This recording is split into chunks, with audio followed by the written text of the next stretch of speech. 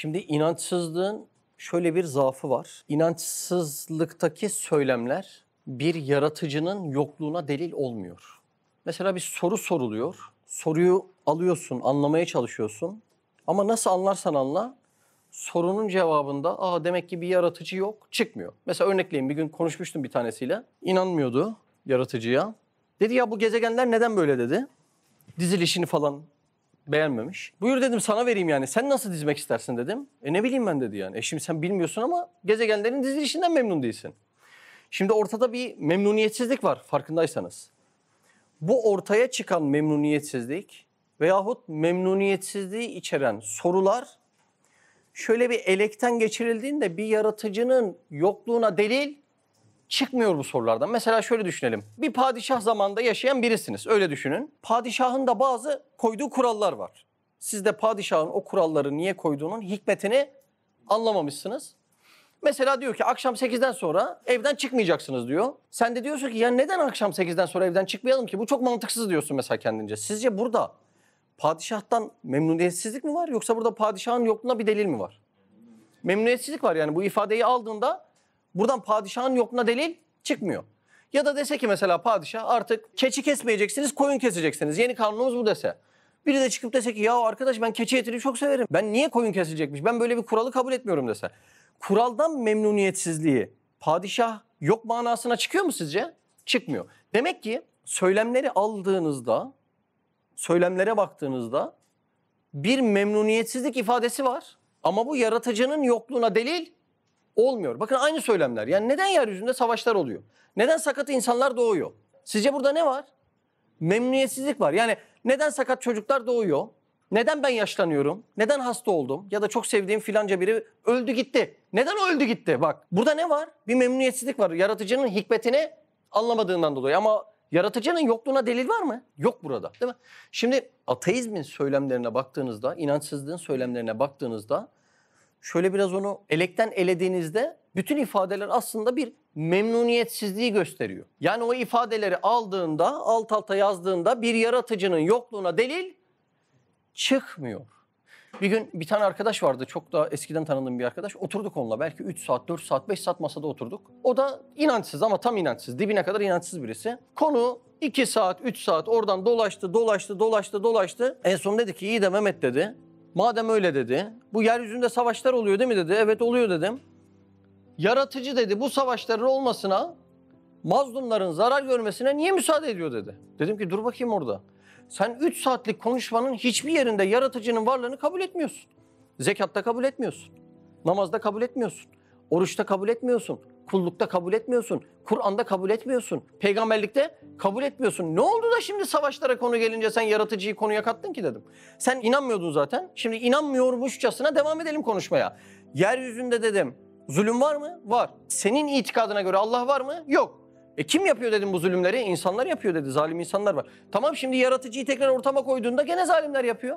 Sen dedim yani 3 saatlik konuşmada Allah'a inanmadığını ifade ediyorsun da neden konu buraya geldiğinde suç atmak için inanmadığın Allah'ı var ediyorsun orada? Anladınız mı demek istediğimi? Yani söylemleri aldığınızda şöyle bir baktığınızda söylemlerde yaratıcının yokluğuna delil yok. Söylemler sürekli neden bu böyle? Benim canım böyle istemiyordu, savaşları istemiyordu, sakat doğanları istemiyordu. Gezegenlerin bu halini benim canım istemiyordu. Dinozorların yok olmasını, penguenlerin üzülmesini benim canım istemiyordu. O zaman ben de yaratıcıya inanmam diyor. Anladınız mı? Yani yokluğa çıkan bir kapı yok. Olayların altında ne var? Memnuniyetsizlik var. İşte bu memnuniyetsizlikten doğan başka bir inançsızlık şeklinin sebebi de dua meselesi. Aynı memnuniyetsizlik ifadesi. Bir gün yine birisiyle muhabbet ediyoruz. İnanmadığını söyledi. Ben de şaşırdım. Hayırdır dedim yani. Ne oldu da inanmadın? Hani aynı soruyu sordum. Yaratıcının yokluğuna delilin nedir dedim yani. Şimdi biz değil mi binlerce ders okuduk ve binlerce derslerin her birinde binlerce delille biz yaratıcının varlığına bir delil buluyoruz. Sen de yok diyorsun. Yokluğuna delil nedir? Dedi ki ben dua ettim. Duamın karşılığını vermedi dedi. Görüyor musunuz olayı? Dua ediyorum ve istediğim şeyler de öyle büyük şeyler değil. Basit şeyler istiyorum ama duama karşılık gelmediğinden dolayı ben bir yaratıcıya inanmıyorum dedi. Ben Risale-i Nur'ları ilk okuduğum zamanlarda Dedim ki yahu bu dua bahsinin bu iman kitabında ne işi var dedim. Çünkü Risale-i Nur Kur'an'daki imani ayetleri alıp tefsir ediyor ekseriyetle biliyorsunuz. Dedim ki Allah Allah. Dua bahsi böyle yani imana bakan bir yanını kavrayamamıştım o dönem. Dedim ki ya bu duanın iman kitabında ne işi var demiştim. Bu soruyla karşılaştıktan sonra anladım ki duanın mahiyeti bilinmezse, duadaki Allah'ın hikmeti idrak edilmezse eğer bir insan duama cevap verilmiyor. Yani dua ne demek biliyor musun? İstemek demek. Yani Allah benim istediğimi vermiyor. Ben de onu tanımıyorum diyor. Yani baktığında yine burada bir yaratıcının yokluğuna delil yok açıkçası. Ama memnuniyetsizlikten dolayı ne var? Bir inkar çeşidi var. Allah Allah. Şimdi o yüzden bu dua meselesinin özünde ne varmış biliyor musunuz? Duanın özünde tevhid inancı varmış aslında. Çünkü duayı kabul etmeyen birisi nasıl dinden çıkabiliyorsa demek ki dini idrak edip mertebesini arttıran kişi de duayı o ölçüde anlamış insan oluyor. Bak şimdi dua istemek demek dedik. Şimdi ben şuradan bardak isteyecek olsam var olan birisinden isterim değil mi? Arda bana bardak verir misin? Mustafa bana sandalye verir misin? O zaman duada bir ön şart var. Nedir o ön şart? İman şartı. İman inanmak demek, doğru mu? Sen varlığına inandığın bir zattan ancak isteyebilirsin. O yüzden de dua ancak imanı olan biri tarafından edilebilir. Sen ancak varlığına inandığın birisinden isteyebilirsin. Demek ki duanın ön şartı nedir? İmandır. Yani bir şeyi istemek için bir muhatap lazım. O muhatap da kainatın yaratıcısı olduğundan duanın ön şartı imandır. Birazdan açılacak konu gitgide yani dua tevhidin özünün özü çıkacak birazdan. Çok enteresan. Şimdi biz genelde dualarımızı böyle bir kasanın önünde sipariş listesi gibi istiyoruz ya. Allah'ım onu ver, bunu ver, şunu ver. Hadi yine öyle sayalım. Biz duadan ne bekliyoruz? Rızık bekliyoruz, bereket bekliyoruz, hayırlı ömür bekliyoruz, hayırlı evlat bekliyoruz değil mi? Bir şeyler bekliyoruz, yeni model araba bekliyoruz, bir şeyler bekliyoruz. Allah bizden ne bekliyor? Sonuçta ben duayı Allah için ediyorum. Duadan benim beklentim neymiş? Rızık, bereket, bolluk. Allah'ın beklentisine. Duadan Allah'ın beklentisi sadece dua edebilmemiz. Ne demek bu biliyor musunuz? Benim kapımdan başka merciden isteyemezsin. Duanın özünü anladınız mı? Tevhide çıkıyor konu. Allah bu yüzden bizim genlerimize kadar dua yaratmış. Genlerimize kadar. Şu anlattıklarımızı toplayıp desek ki Allah bizi ancak dua için yaratmıştır. Doğru olur mu? Doğru olur değil mi? Bu manaya medar ayet de var değil mi? Duanız olmasa ne ehemmiyetiniz vardır? Peki Allah'ın bizi istemek için yarattığı nereden belli? Bak şimdi. Benim ne kadar ihtiyacım var? Sonsuz ihtiyacım var. Doğmak için anneme babama ihtiyacım var. Yaşamak için oksijene, suya ihtiyacım var. Arkadaşlara ihtiyacım var. Dünyaya ihtiyacım var. Elmaya, armuta, buluta. Her şeye ihtiyacım var. Sonsuz ihtiyacım var. Peki bunların karşılayabilecek ne kadar sermaye var bende? Sıfır. Ya çok enteresan bir denklem abi bu. Sonsuz ihtiyaç var. Sıfır sermaye var. Ne demek bu? Yani Allah bize zulmetmek için mi böyle yarattı? Sen kimi çaresiz bırakırsın? Ya bu adamdan memnun olmadım dersin. Elindeki avucundakini alayım çaresiz kalsın dersin. O zaman haşa Allah bizi zulmetmek için mi yarattı? Hayır. O zaman başka bir sır var. Nedir bu sır biliyor musunuz? Söyle. Çok güzel. Allah bizi istemek için yaratmış. Ne kadar istemek için? Sonsuz istemek için yaratmış. Allah Allah. İşte istenecekleri sadece Allah'tan istemeye tevhid, istenecekleri Allah'ı değil de başka kapıları müracaat ederek istemeye de şirk deniliyor. Allah Allah. Bak Allah'ın gayesi bu. Bizi neden aciz yaratmış? Neden sıfır sermaye yaratmış? Her şeyinizde tevhidi yakalayın. Talepte de şirke girmeyin. Yalnız benden isteyin. O tevhidi bulun diye. Şimdi şu kapıdan 1 yaşında bir çocuk girse.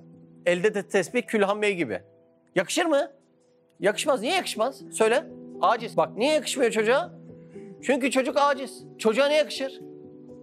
Ağlamak yakışır çocuğa. Çocuk ne zaman ağlar peki? Bir şey isteyip eli yetmediği zaman ağlar. Peki neden ağlar? Eli yetecek bir merciyi harekete geçirmek için ağlar. Anladınız mı neden dua ediyoruz? Acizim. Ne kadar da ihtiyacım? Sonsuz. Yani sonsuz acizim. O zaman ne kadar dua etmem lazım? Sonsuz. Her harekete, her nefese dua etsen gene azdır. Amaç ne? Bütün kainatın dizginlerini elinde tutan bir zatı razı edip harekete geçirmek. Ya Rab ne istiyorsam senden istiyorum. acaba bana verir misin diyebilmek. Dua deyince hep bu geliyor değil mi akla? Şimdi bunun tabii ki de duada bir yeri var. Şimdi o eski bilgileri bir silelim. Bunun tabii ki de bir duada yeri var. Ama duanın özü, niyeti bambaşka bir şey. Şimdi ne işleyeceğiz biliyor musunuz? 3 çeşit dua var diyeceğiz. Bu 3 çeşit duanın da karşılığı veriliyorsa demek ki veren birisi var diyeceğiz. Anladınız mı tevhid dersini? Duadan tevhide nasıl çıkacağız anladınız mı? Bakalım birazdan gerçekleştireceğiz. Diyeceğiz ki 3 çeşit dua yani isteme şekli var. Bu 3 çeşit isteme şekline karşılık 3 çeşit cevap veriliyorsa, istediğinde biri veriyorsa demek ki veren var. İstediğinde biri veriyorsa veren var demek. Hazır mısınız? Çok kısa bir ders ama çok önemli bir ders. Dersin özü anlaşıldı değil mi? Bakın dua tevhidin öz bir meselesi. Ama bugün bizim bildiğimiz ekseri elimi açıp isteme duasını işlemeyeceğiz. Bugün çok farklı bir 3 çeşit dua işleyeceğiz. Ve diyeceğiz ki bu 3 çeşit istemek yani 3 çeşit duanın karşılığına bakacağız.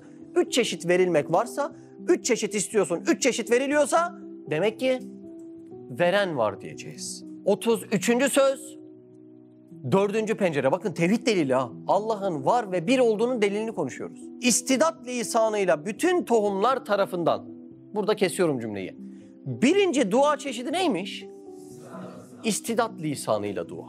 Birinci dua çeşidi istidat lisanıyla. İstidat ne demek? Kabiliyet demek. Ya çok enteresan bir cümle oldu ha. Kabiliyet bir dua çeşidiymiş. Ne demek o? Şimdi mesela kayısı çekirdeğinin kabiliyeti nedir? Kayısı ağacına dönüşmek değil mi? Peki kendi gücü yeter mi? Suyu, bulutu, güneşi hayır yetmez. Onun içinde kayısı olma kabiliyeti var ya. O kabiliyet neymiş? Duaymış, istidatmış. O kayısı olma kabiliyetini dua ediyor. Allah da o duayı kabul ederse ne veriyor? Kayısı ağacı veriyor. Kabul etmezse o çekirdeği kurutuyor toprakta, gübre yapıyor. Mesela kartal yumurtası. Kabiliyeti nedir onun? Kartal olmaktır. Bakın genetiğinde ne var onun? Kartal olmak var. Genlerindeki yani kabiliyetlerindeki yani istidatlarında var olan özellikler aslında neymiş biliyor musun? Bir duaymış. Şimdi o kartal yavrusuna şuur versek, yumurtanın içinden ihtiyaçlarını dillendirmeye başlasa. Allah'ım bana kalsiyum gönder. Allah'ım bana protein gönder. Allah'ım şu an çıkma vaktim geldi. Yumurtayı kırabilecek güç lazım. Bana güç gönder. Allah'ım doğdum ama uçabilmem için gün ve gün benim kanatlarımın, yapraklarımın büyümesi lazım. Bana kanat gönder. Allah'ım kanatlarım büyürken benim ayaklarım küçük kaldı. Benim ayaklarımın da büyümesi lazım. Benim ayaklarıma büyüklük gönder. Bakın ona şuur verseydik an ve an ama Onur an ve an. Bütün merhaleleri Rabbinden tek tek istediğini işitecektik. Şimdi o sesi biz tefekkür edelim. Onun yumurtasında, kartalın yumurtasında var olan kartal olabilme özelliği aslında neymiş? Bir dua, bir istekmiş. Allah'ım sen bana bu özellikleri verdin, bu kabiliyeti, bu istidadı verdin. Ben bir istidat lisanıyla sana dua ediyorum. Ne olur beni kartal yap. Allah Allah. İnsan kabiliyet sahasında her ne dua ederse ekseriyetle onun karşılığını bulur. Ama kabiliyetimiz olmayan bir sahada dua edilirse onun da karşılığı olmaz. Çünkü birinci dua neydi? Kabiliyetinin karşılığı olan duaydı. O zaman kul Allah'tan bir şey isterken önce şuna bakması lazım. Acaba bu kabiliyet bende var mı? Bu yetenek bende var mı? Mesela adam ev idare edemiyor ama vali olmak istiyor. Oldu mu? Olmadı. İstidat lisanıyla duaya girmedi. Adam emir veremiyor ama kolordu komutanı olmak istiyor. Oldu mu? Olmadı. İstidat lisanıyla duaya girmedi. Adam zenginliği kaldıramıyor ama zengin olmak istiyor. Oldu mu? Olmadı. Bakın istidat lisanıyla duaya girmedi. Demek ki zaten Allah'ın bana verdiği, yüklediği o kabiliyet başlı başına Allah'ım ne olur bu kabiliyetin karşılığını bana ver diye bir duaymış. Ama hangi ölçüde isteyeceksin? Kabiliyet ölçüsünde. Mesela şimdi demir elini açıp dese ki Allah'ım beni de kulaklara küpe olacak altın yarat. Oldu mu? Olmadı. Çünkü demirin kabiliyetinde altın olma yok. Ama aynı demir şu dua etse Allah'ım beni çok güzel bir arabaya dönüştür. Olur mu? Olur. Demirin kabiliyetinde araba olmak var. Aynı demir elini açıp dua etse Allah'ım beni çok güzel bir tane binaya dönüştür. Olur mu? Olur. Demirin kabiliyetinde çelik konstrüksiyondan bina olmak var. Ama demirin kabiliyetinde altın olmak yok. Demek ki bu kabiliyet duası başlı başına bir fiili duaymış. Çok enteresan mesela. Şimdi mesela ben şu anki var olan istidadımla Allah'ım beni aynı Mike Tyson gibi boksör yap desem kabul olur mu? Olmaz bak, genetik belli, kilo belli, güç belli, sakatlık belli, Tyson belli.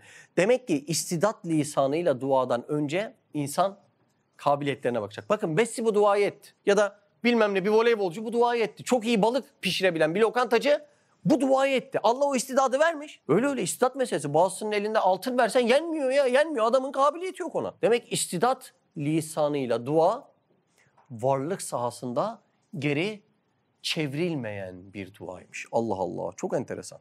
Şimdi bu istidat lisanıyla duanın bir sırrı daha var. Kim istidat lisanıyla dua ederse buna karşı koymak mümkün değildir. Yani istidat lisanıyla duanın kuvveti mukavemetsizdir. Karşı konulamaz. Örnek verelim. Bir avuç suyu alsam, bir demir güllenin içine koysam, bu demir gülleyi de buzluğa koyup dondursam, su demir gülleyi ne yapar? Parçalar. Donduğu anda parçalar. Bu neyin duası? İstidat duası. Allah suya o özelliği vermişse, su da uygun bir koşulda o özelliği kullanabilirse, sudan daha sert olan demiri paramparça eder. Ve hiçbir yeri de kanamaz. Neden? Çünkü istidadını keşfetmiş ve istidat lisanıyla dua etmiş. Bakın tohumların o ağaç olma evresini düşünün. Kökler nasıl kökler? Pamuk gibi ya. İnanın o kökleri alın. Sabahtan akşama kadar duvara vurun. Duvarın tozunu bile alamazsınız. Yani bir duvarı yıkamaz o kökler. Ama dinamitlerin patlatamadığı kayaları ne yapıyor? Delip delip geçiyor. Şimdi o yumuşacık kökler, o enzimleriyle dinamitlerin patlatamadığı Allah Allah o kayaları nasıl delip geçiyor? İstidat lisanıyla. Bir de böyle sökülmüş ağaç gördünüz mü büyük? Gördünüz değil mi? Arkadaş kompresör gibi. Dalları ne kadar geniş yayılmışsa kökü de daha geniş yayılmış ya. Sen toprağın altında havada gider gibi nasıl gidebiliyorsun? Demek ki sende o istidat var. Anladınız mı istidat duasını? İstidat lisanıyla yani kabiliyet duasını edebilirsen yumuşacık köklerin kompresör gibi kocaman kayaları delik deşik eder. Allah Allah. Çok enteresan. İstidat lisanıyla duaya bir örnek daha vereyim. Çok sevdiğiniz birisiyle denk geldiğinizde anneniz, babanız, eşiniz, çocuğunuz ayrılmak istiyor musunuz? İstemiyorsunuz. Allah Allah. Ne kadar onunla birlikte kalmak istersiniz? Sonsuz. Bak çok lezzet aldığın bir andan ayrılmak istiyor musun? İstemiyorsun. Ne kadar o anı yaşamak istiyorsun? Sonsuz. Demek ki bizim kabiliyetlerimizden bir tanesi de neymiş biliyor musunuz? Sonsuzu isteme kabiliyeti. Allah Allah. Neymiş kabiliyetimiz? Sonsuzu isteme. Senin sonsuzu isteme istidadıyla yaptığın duanın karşılığı ne verildi? Ahiret verildi. Çok güzel. Senin sonsuzu isteme kabiliyetiyle ettiğin duanın karşılığı var mı? Var. Ahiret var mı? Var. Verildi mi? Verildi. O zaman veren de var. Sende duası var. Allah'ım ayrılıklara dayanamıyorum. İhtiyarlamak istemiyorum. Kavuştuğum lezzetlerden uzaklaşmak bana çok ağır geliyor. Ne olur bunları sonsuz ver. Bak içeriden geliyor bu kabiliyet. Senin bu kabiliyetinin karşılığı verildi mi? Verildi ahiret olarak. Demek ki bir veren var. Çok önemli bir ufak konuya da değineceğim. Sebeplere müracaat etmek bu dua çeşididir. Şimdi siz meyve istiyorsunuz, tohumunu bulacaksınız, toprakta kavuşturacaksınız. Güneşe, yağmura, suya, daha sonra büyüdükten sonra gübre. Ne kadar daha iyi gübre bulursan o kadar daha iyi bir netice alma ihtimalin var. Bu sebeplerin teşekkülünden ortaya çıkan duanın adı neymiş? Bu da istidat lisanıyla bir duaymış. Esbabın icmağı, müsebbibin icadına bir sebep oluyor. Ne demek bu biliyor musun? Ne kadar fazla sebebi bir araya getirip kullanmayı denersen duanın şiddeti o kadar artıyor. Öyle olmuyor mu günlük işlerde? Sebeplere müracaat kabiliyet lisanıyla bir duadır. Biz İslam'a bakan işlerde bunu böyle yapmıyoruz. Aman canım Allah verir diyoruz. Aynı şeyi eczanede de yapsana. De ki ben iyi değilim. Hangi ilaç iyi gelir? Aman canım biri iyi gelir. Birini ver desene. Mahveder seni. Şimdi orada ne kadar itinalı davranıyorsun sebeplere? Bakıyorsun bu ilacın kabiliyeti. İşime yaramaz. Bu ilacın kabiliyeti ama daha iyisi var. Bak daha da iyisi var. Bu ilacın kabiliyeti. Bu ilaç çok iyi. Ama bir de bu ilacın yanına şu vitamini alırsam, yan yana koyarsam, çok güzel bir neticeyi Allah yaratabilir. Bu neyin duası olmuş? Kabiliyet duası olmuş. Normalde Allah Azze ve Celle şifayı bizzat an ve an yaratıyor mu? Bizzat an ve an yaratıyor. Ya Rab, madem an ve an yaratıyorsun, beni doktora, eczaneye götürmeden yarat. Olmaz mı? Olmaz. Ben senden istidat lisanıyla dua istiyorum. Ne demek? En iyi doktoru bulacaksın. En iyi ilacı bulacaksın. Uykunu iyi alacaksın.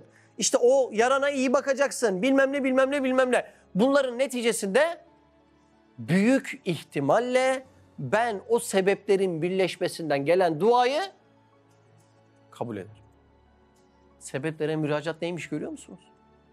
İstidat lisanıyla duanın karşılığıymış sebeplere müracaat. Şimdi ikinciye geçiyorum. Ve ihtiyacı fıtri, yani yaratılıştan gelen ihtiyaç lisanıyla bütün hayvanlar tarafından. Bak bu ne demek biliyor musun? İhtiyacı fıtri, bu bir dua çeşidiymiş. Birinci neydi? İstidat. İki, ihtiyacı fıtri. Ne demek ihtiyacı fıtri? Yaratılıştan gelen ihtiyaç. Bak bunda çok ince bir sır var. Şuurun taalluk etmese de. Yani sen o ihtiyaç duasının farkına varmasan da Allah onun karşılığını veriyor.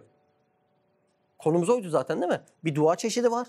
Onun karşılığı var. Karşılığını veriliyorsa veren var. Olayımız oydu bak. Tevhid dersi işliyoruz. Bu ihtiyacı fıtri duasında bazen şuurun taalluk etmese de olayı öğrenince şaşırıyorsun. Mesela örnek diyelim. İhtiyacı fıtri, yaratılıştan gelen ihtiyaç. Şimdi benim yaratılışımdan midemin rızıklara ihtiyacı var mı? O zaman kainattaki rızıklar neden yaratılmış desem ne cevap verirsiniz? Bu duanın karşılığı olmuş. Görüyor musunuz? Kainattaki bunca güzel rızıklar, tavuğun eti, koyunun eti, ineğin eti, pırasası, lahanası, bunlar neden yaratılmış? Çünkü bende ihtiyacı fıtri lisanıyla bir dua olmuş. Midem demiş ki, Ya Rab ne olur beni doyur, ne olur beni doyur. Yeryüzündeki sular, dereler, ırmaklar neden yaratılmış? İhtiyacı fıtri lisanıyla ben demişim ki, Ya Rab ben çok susuyorum. Bak başta ne demiştim? Şuur taalluk etmese de senin o ihtiyacın var mı? Var. Karşılığı var mı? Var. O zaman veren var. Çok enteresan bir şey ya. İhtiyacı fıtri lisanıyla. Şimdi benim vitaminlere ihtiyacım var mı? Var. Peki benim bu vitaminlere olan ihtiyaç duam neyi doğurmuş? Elmayı, armudu, karpuzu, kiviyi. Yani meyveleri doyurmuş. Doktor böyle vitaminsiz olduğumuzda ne diyor size? Ya biraz meyve sebze yesene arkadaş. Vitaminin mineralin eksik diyor. Demek ki benim vitamine, minerale olan ihtiyacımın duasının karşılığı meyve sebze. Her gün yok mu? Gözümüzün önünde manavdan parayla alıyoruz diye manav mı yarattı bunu? Benim böyle bir ihtiyacım var mı? Var. Karşılığı var mı? Var. O zaman veren var. Dersi anladınız mı? Bu bir tevhid dersidir. Varsa veren var. Bu bunun dersidir. Varsa var. Karşında bak bir de müşahede ediyorsun bunu. Hiç böyle hayali metaforlara girmeye gerek yok. O marul varsa marulu veren var. Kim yaratabilir o marulu başka? Allah Allah. Ne duasıymış bu? İhtiyacı fıtri duasıymış. Şimdi canavar timsah. Dinozora benziyor böyle dişler nasıl? Yaratık gibi. Başka bir hayvanı bulsa ne yapacak? Paramparça edecek. Ama yavrularını ağzında gezdiriyor. Pamuk şekerine dönüşüyor o ağaç. Ya o yaratığın o ağzı nasıl yavrularına kayık gibi pamuk şekerine dönüşüyor? Nasıl oluyor o iş? Neyin ihtiyaç duası bu? Yavrunun. Çok güzel. Hangi duanın neticesinde koca hayvanları parçalayan timsah yavrularını kayık gibi ağzında gezdiriyor? Yavruların fıtri ihtiyaç duasıymış. Yaratıldıklarında demişler ki lisan halleriyle, Ya Rab biz bir bakıcıya çok muhtacız. Yoksa başka timsahlar bizi parçalar. Allah da o duanın karşılığında herkesi paramparça eden o timsahı yavrularına kayık yapmış. Allah Allah. Çok enteresan değil mi? Neden çiğnemiyor? Demek ki yavruların o ihtiyaç duası o timsahı dahi musahhar eylemiş. Çok enteresan bir şey ya. Şimdi bir ne demiştik? İstidat duası. İki, ihtiyaç duası. Şimdi bebek doğuyor. Diş yok, damak var. Ne demek bu? Ben çiğneyemem ama emebilirim demek. Tam o esnada bebeğin doğum anında. Ya bu çok enteresan ya. O anda doğar doğmaz o anda annenin göğsünden süt, sinesinden şefkat aynı anda ortaya çıkıyor bak. Biri olsa biri olmasa ne olur? Mesela göğsünden süt çıktı ama annenin sinesinden şefkat çıkmadı. Gece kim uyanıp çocuğu besleyecek? Doğru mu? Allah Allah. Ya da sinesinden şefkat çıktı, göğsünden süt çıkmadı. Ne oldu? Perişan olur. Bebeğin doğduğu anda annenin göğsünden süt, sinesinden şefkat. Neden çıkıyor? Fıtri bir ihtiyacın duası var. Bebek diyor ki Ya Rab çok muhtacım, çok acizim. Benim hamim olan anama benim rızkımı nasip et diyor ya. Allah Allah, görüyor musun olayı? İhtiyaç var mı? Var. Karşılığı var mı? Var. O zaman veren var. Nasıl gözükmez bunlar ya? Nasıl gözükmez bunlar ya? Tesadüfün eseri mi Allah aşkına ya? Annenin aynı anda sinesindeki süt. Tesadüfün eseri mi bunlar ya? Mümkün mü böyle bir şey? Mümkün değil ya. 3'e geçeyim mi? Ve lisan-ı ızdırari, yani çaresizlik dili ile bütün mustarlar, yani çaresizler. 3. dua ne duasıymış? ızdırar, yani çaresizlik duası. Bakın, birinciye kabiliyet duası dedik, istidat duası. İkincisi ihtiyacı fıtri duası dedik. Üçüncüye ızdırar duası. Ne demek biliyor musun? Allah'ım bıçak kemiğe dayandı. Bütün sebepleri hallaç pamuğu ettim ama ihtiyacımın karşılığını bulamadım. Bitti. Bitti, bütün sebepler bitti. Neleri denediysem de sevdiğime kavuşamadım. Neleri denediysem de şu hastalığıma şifa bulamadım. Neleri denediysem de şu borç batağından kurtulamadım. Neleri denediysem de şu filanca illetten kurtulamadım. Neleri denediysem de şu peşime takılmış 3 tane düşmandan kurtulamadım. Neleri denediysem de o düşmanlar kurban olsun, daha beter düşman nefsimden kurtulamadım. Bu çaresizlik bıçak kemiğe dayandı. Artık sebeplerin hiçbir hükmü kalmadı duasının adı nedir? Izdırari dua. Bu dua nice sultanları tahtından etmiş. Çünkü nice böyle hükümdarlar, nice yöneticiler zulmetmişler. O mazlumlar da çaresiz kaldığından bu duayı etmişler. Hangi duayı? Izdırar duasını. Bu da gayretullah'a dokunmuş, derdest etmiş hepsini. Allah Allah. Üstad Hazretleri bir yerde diyor ki Risale-i Nur'da, Risale-i Nur'a ilişmeyiniz. Risale-i Nur'a afatın, yani belaların define sadaka gibi vesile olmasından, ona karşı olan hücum ve onun tatili, yani onu artık işler hale getirmemeniz, kullandırmamanız, afata karşı, belalara karşı müdafasını zayıflatır. Eğer ilişirseniz yakında bekleyen belalar sel gibi üstünüze yağacaktır. Üstad Hazretleri bu güveni nereden alıyor? Diyor ki Risale-i Nur'a ilişirsen biz çaresiz kalırsak belalar üstünüze yağacak diyor. Nereden alıyor bunu? Bu bir dua çeşidi olup karşılığı olduğundan alıyor. Neymiş bu dua çeşidi? Izdırari dua. Eğer bizi çaresiz bırakırsanız bizim bu duamızda gayretullah devreye giriyor. Ve size mahvedecek, hallaç pamuğuna çevirecek diyor. Bu kadar kuvvetli bir dua duydunuz mu daha önce? Bak, inanılır gibi değil. Yusuf Aleyhisselam kardeşlerin eliyle kuyuya atılmış. Bak, çok enteresan bir olay ya. Allah şu içimizden hiç kimseyi Yusuf peygamber gibi sevmemiş. O bir peygamber, Allah'ın en sevgili kulu. Peki en sevgili kuluysa insan şunu merak ediyor. Ya Rab, seven sevdiğine böyle eder mi? Bu kadar çaresiz bırakır mı? Kardeşlerin eliyle gencecik Yusuf kuyunun dibinde. Enteresan bir mesele yani. Seven sevdiğine böyle eder mi? Tam da böyle eder. Melekler ne demiş biliyor musun? Ya Rab, Yusuf'u biraz daha kuyuda tut.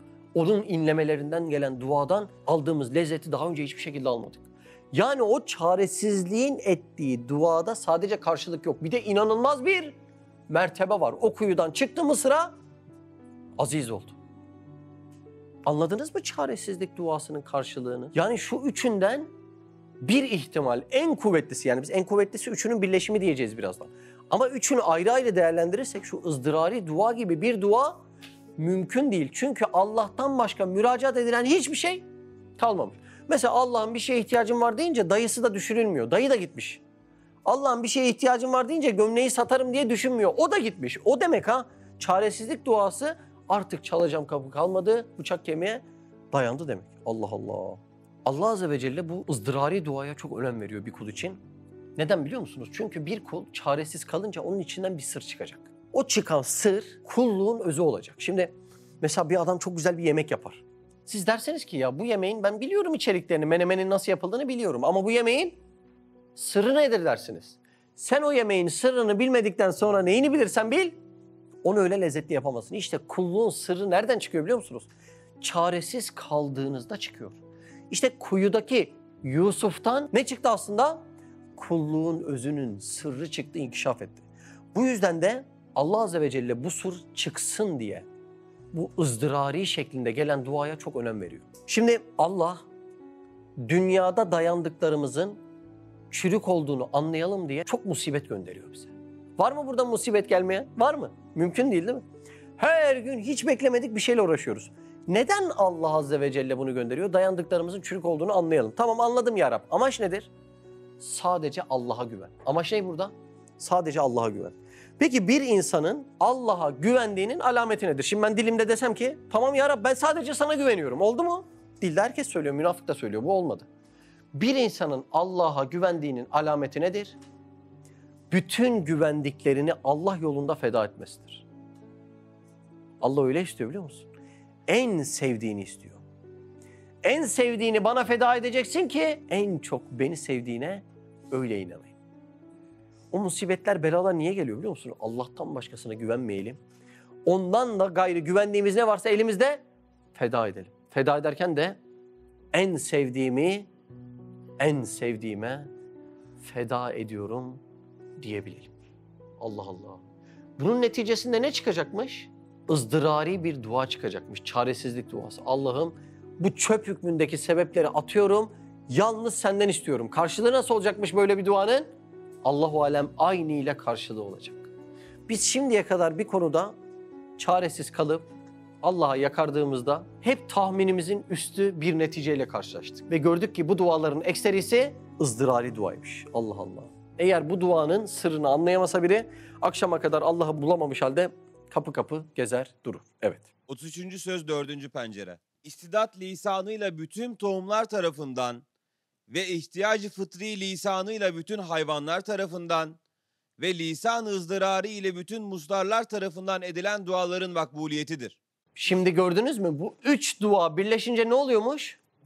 Makbul dua oluyormuş. Yani özeti şudur. Bu 3 dua birleştiğinde bunlardan karşılık almama ihtimali mevcut değil. İsterseniz bakalım. Birinci dua neydi? İstidat. İkinci ihtiyaç. Üçüncüsü ızdırar duasıydı. Efendimiz Aleyhisselatü Vesselam'a bakalım.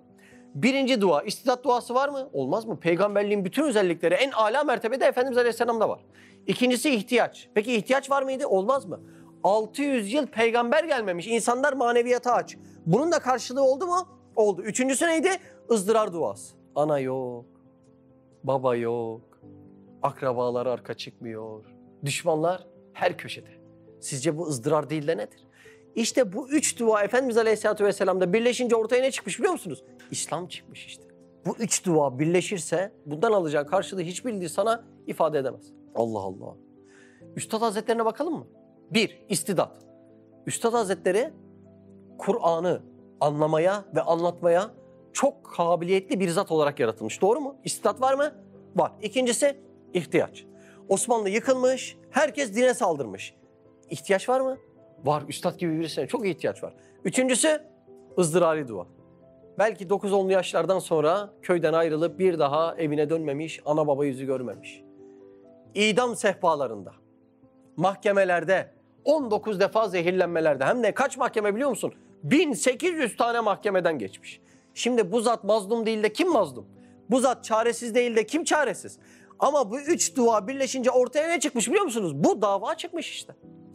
Bugün bizler de dahil İslam'ı bu ölçüde tanıyabildiysek bu 3 duanın birleşmesi sonucu ortaya çıkan dava sayesinde tanıdık. Şimdi ben birisine bir mektup yazayım desem 10 kere yazıp siliyorum. Üstad Hazretleri bu okuduğunuz külliyata ilhamen geldiği gibi saatler içerisinde yazdığı çok yer var. Cennet bahsini kaç saatte yazmış biliyorsunuz? Hastalar Risalesini kaç saatte yazmış biliyorsunuz? Allah aşkına şimdi birisi sorsa dese ki arkadaş o Üstad Hazretleri yazmış da ben niye yazamamışım? Sebebi belli. Onda bu 3 duanın içtimaı var. Sende ne var? Onda istidat lisanıyla dua var. Onda ihtiyacı fıtri lisanıyla dua var. Onda ızdırar lisanıyla dua var. Sende ne var? Elini açıyorsun, bir şeyler söylüyorsun. Kalktığında ne istedin diye biri sorsa ne istediğinden haberin yok. Öyle mi? Öyle. Allah Allah. Şimdi tevhide devam edecek. İşte bu nihayetsiz duaların bil müşahade kabul ve icabeti. Hepsi kabul edildi mi? Hepsine karşılık verildi mi? Hepsine karşılık verildi. İşte bu nihayetsiz duaların bil müşahade kabul ve icabeti. Her biri vücuba, yani vücuba, varlığın şart oluşuna ve vahdete şahadet ve işaret ettikleri gibi. Mecmu yani toplamı büyük bir mikyasta bil bedahe bir Halık Rahim ve Kerim ve Mucibe delalet eder ve baktırır. Muazzam bir şey. 3 çeşit istemek var. 3 çeşit istemenin karşılığında 3 çeşit verilmek varsa demek ki veren var. Bak şimdi. Dua eden ne der biliyor musunuz? Yani isteyen. Ne güzel oldu değil mi istemek kelimesi? Her şeyi isteyen, her şeye dua eden, her şeyin sahibi Allah var diye ilan etmiş olur. Bunu en iyi anlayacağımız örnek yine Efendimiz Aleyhisselatü Vesselam'dır. Efendimiz Aleyhisselam'ın hayatını okuyun.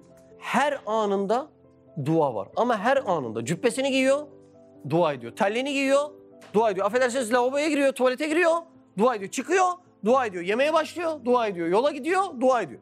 Her şeyde neden dua ediyor? Neden biliyor musunuz? Her ihtiyacını Allah'ın an ve an yarattığını bildiğinden dolayı her ihtiyacını Allah'tan istiyor. Şimdi biz zahirde bir şeyleri görüyoruz da onu Allah'ın yarattığının farkında değiliz.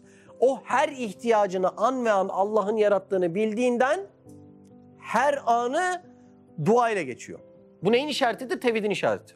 Biz çoğu şeyi kendimiz hallettik zannediyoruz. Halledemediğimiz şeyleri de Allah'tan istiyoruz. Mesela şu su, şu mikrofon zaten bende var mı? Var. Benim mi zımnen? Benim. O zaman içimden diyorum ki ya benim bunları Allah'tan istemeye ne gereğim var? Suyu açacaksam istediğim zaman açarım. Çünkü su benim. Mikrofonu açacaksam istediğim zaman açarım. Çünkü mikrofon benim. Ama bana bir tane Lamborghini lazım. Dur o benim değil ya ben onun için dua edeyim. Aslında bu neyin ifadesi?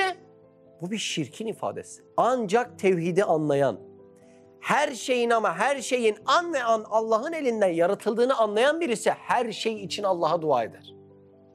Ama şu kısım zaten benim, şunlar da benim değil.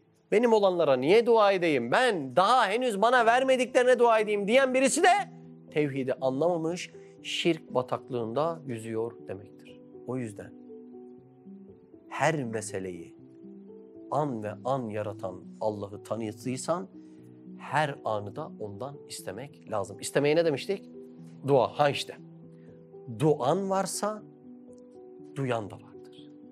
Yani dua ediyorsun ve onun da karşılıklarını az önceki derste anlattığımız şekilde görüyorsun ya, işte o karşılıklarını veren de var demektir. Duan varsa duyan da var. Anlaşıldı mı? Evet.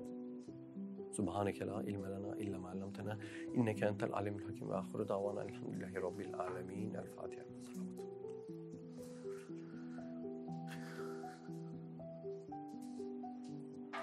Ya dua tevhidin özü çıktı görüyor musunuz? Biz ne yapıyoruz ama? Biz böyle bir işi hallediyoruz. Hatta diyoruz ya ben şöyle hamle yaptım. Bu işi ben çözdüm, bunu böyle yaptım. Sıkıştığımız yerde de ne diyoruz? İşimiz Allah'a kaldı. Allah Allah. Bunlar neyin ifadesi biliyor musunuz? Bunlar şirk kokan kirli ruhların ifadesi. Maalesef öyle. İşim Allah'a kaldı ne demek? Ondan önce kim yapıyordu senin işlerini? Sen o gidene kadar alınacak 3 dal nefesi alamazdın be. Kim yaratıyor 3 dal nefesini anmayan? Ha? Ofisine gidip büyük iş çözeceksin ya. O adımları yürümeni yaratan kim anmayan? Kainatı döndüren kim anmayan? Ya gafil konuşuyoruz değil mi? Tefekkür etmeden, hiç aklın kalbin süzgecinden geçirmeden. Ne diyor? Vallahi çok uğraştım. Bundan sonrasında işimiz Allah kaldı diyor. Daha önce acaba kim yapıyordu senin işlerini? Görüyor musunuz neden sahabe, neden Efendimiz Aleyhisselatü Vesselam her anını duayla geçirmiş, her anı an ve an Allah'ın yarattığını çok iyi bilmişler. Buna iman deniyor işte. Buna iman deniyor. Allah öyle iman bizlere nasip eylesin. Evet, Allah razı olsun. Gezegenler bile bir aradayken, tek olduğunu düşünüyorsan koskoca evrende, bu kanal tam sana göre. Bu video YouTube kazanında kaybolmadan, senin gibi başkalarına da ulaşabilmesi için desteğe ihtiyacı var.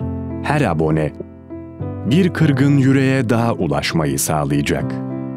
Beğen, abone ol ve yorum yapmayı da unutma.